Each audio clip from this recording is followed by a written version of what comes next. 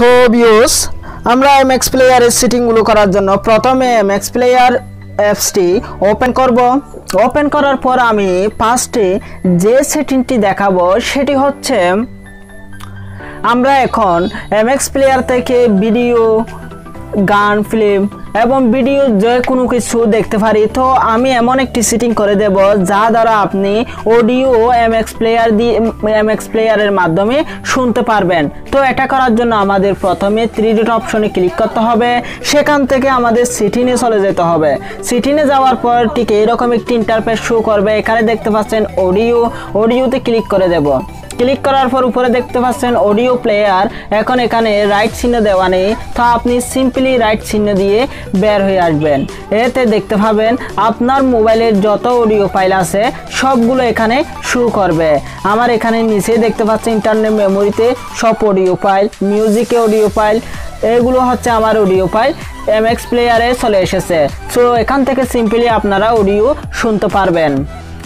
তো ভিউয়ার্স 2 নম্বরে যে সেটিংটি দেখাবো সেটি হচ্ছে কিডস লক।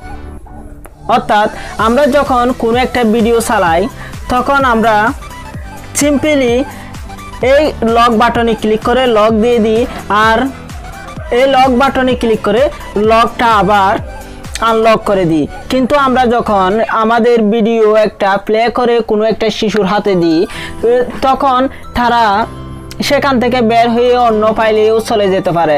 তো আপনি যদি এমন একটা সেটিং করে দেন যা দ্বারা সে ওই ভিডিও থেকে বের হতেও পারবে না, আর বারবার স্ক্রিনে ক্লিক করলে নতুন তাকে ছবি দেখাবে, তাতে সে আনন্দ পাবে। সেটা করার জন্য আমাদের যা করতে হবে সেটা হচ্ছে 3 ডট অপশনে চলে যেতে হবে। সেখান থেকে সেটিংয়ে ক্লিক করব।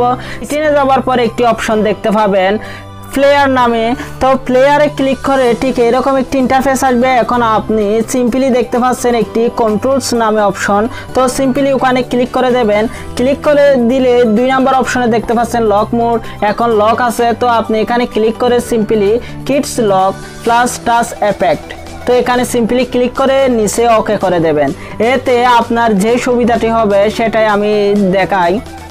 আপনি যখন একটা ভিডিও প্লে করে কোনো একটি শিশুর হাতে দেবেন তখন আমরা সিম্পলি এখানে ক্লিক করে একটা লক দিয়ে দিই।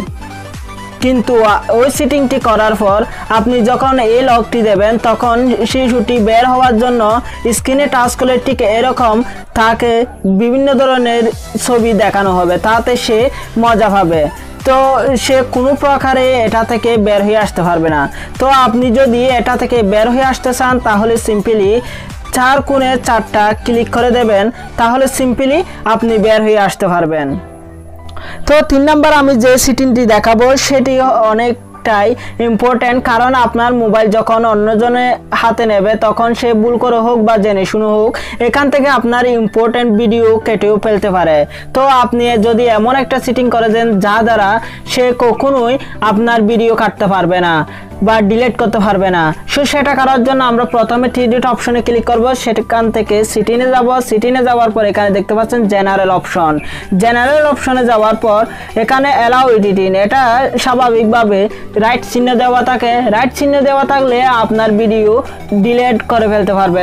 তো আপনি সিম্পলি এখান থেকে রাইট চিহ্নটা তুলে ফেলবেন। এতে আপনার কোনো ভিডিও বা ফাইল কেউ ডিলিট করতে পারবে না। তো এখন 4 নম্বরে যে সেটিংটি দেখাবো সেটি হচ্ছে ব্যাকগ্রাউন্ড মিউজিক।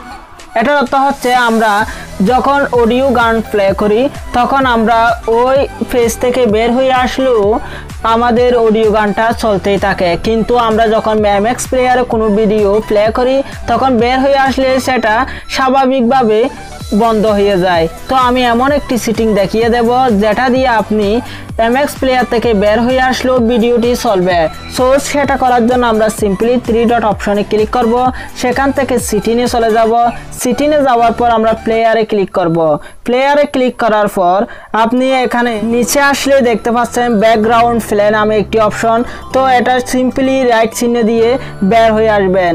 এতে আপনি যদি এমএক্স প্লেয়ারে ভিডিও চলা অবস্থায় বের হয়েও আসেন তাহলে ওই ভিডিওটি চলতেই থাকবে। তো এটা বন্ধ করার জন্য ঠিক ওইভাবে ওই পেজে গিয়ে ব্যাকগ্রাউন্ড ফ্ল্যাগ থেকে রাইট চিহ্নটা তুলে ফেলবেন। তো এখন ফার্স্ট নাম্বারে যে সেটিংটি দেখাবো সেটি হচ্ছে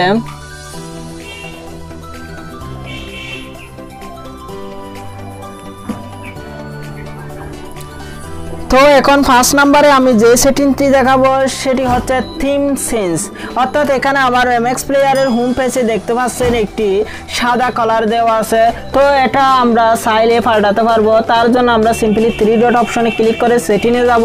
সেটিংয়ে যাওয়ার পর আমরা সিম্পলি লিস্টে ক্লিক করব। লিস্টে ক্লিক করার পর উপরে দেখতে পাচ্ছেন থিম নামে একটি অপশন, সো ওখানে ক্লিক করে দেব। এখানে ক্লিক করার পর আপনার পছন্দ অনুযায়ী আপনি এখান থেকে থিম চেঞ্জ করতে পারবেন। তো আমি কালোটাই চেঞ্জ করতেছি। তো আপনাদের দেখায় এটা কিরকম চেঞ্জ হলো।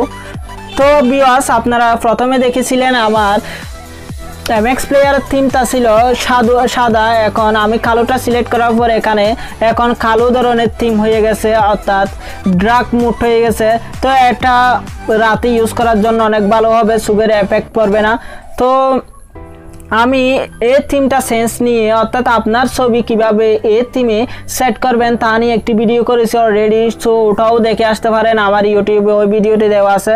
তো ভিউয়ার্স, এটাই ছিল আজকের 5টি সেটিং এমএক্স প্লেয়ার সম্পর্কে।